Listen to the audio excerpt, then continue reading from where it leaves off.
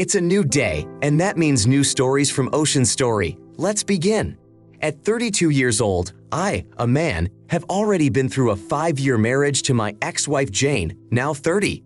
Our union collapsed after I learned of her cheating with several men over the course of a year, which resulted in her becoming pregnant. Jane admitted she was unsure of the paternity of the child, which left me confused as to whether the offspring was mine. Several months after the divorce, I attempted to make contact with Jane to find out the truth about the child, but was unsuccessful. I learned from a friend that she, along with her new partner, had left the country 2 years ago.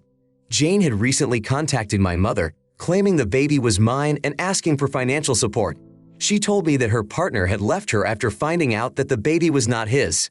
My mother, who had always wanted grandchildren, especially since my older brother is gay and has no children and I was left alone after my divorce, insisted that I help Jane. However, given her past infidelity, I doubted her word and could not take it on faith without solid evidence.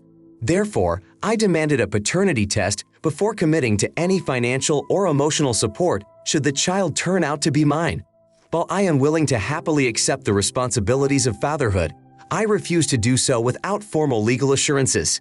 My mother and Jane opposed the idea of hiring lawyers or going through the legal process, insisting on the child's paternity based on external similarities, such as Jane and me having blue eyes. The situation escalated when my mother posted a picture of the child on Facebook, calling him my grandson. Now that family and friends are aware of the issue and have reached out to me, they call me selfish and irresponsible for my desire for a paternity test.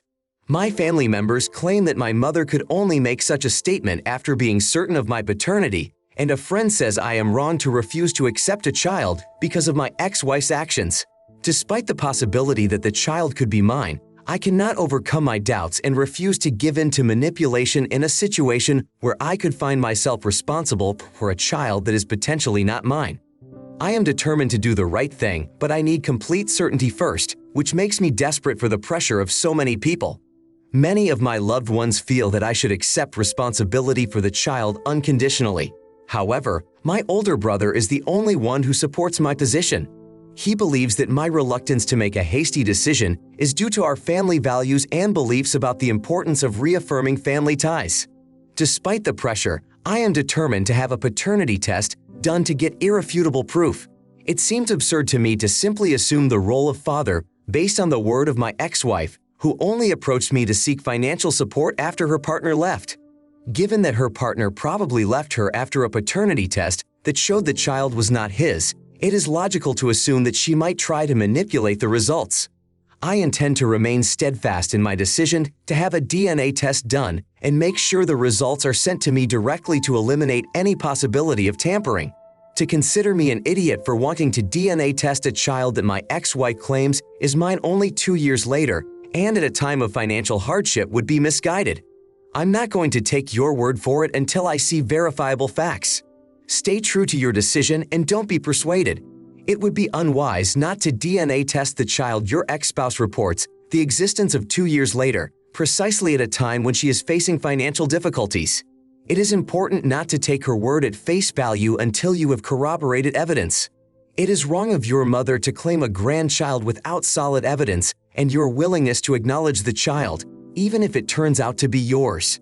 You should find a way to explain to her that such matters are not her concern.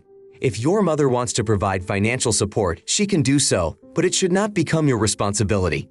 It is likely that the child belongs to a person your ex recently broke up with, perhaps because of infidelity or some other reason.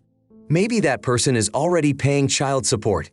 In addition, if your ex-spouse was seeing other men while she was conceiving, this further reinforces the need for a paternity test. She may have been counting on your mother to push you to make a decision, giving her a chance to get financial support without the intervention of attorneys. Your desire for a paternity test is not an act of selfishness, it is responsible advocacy.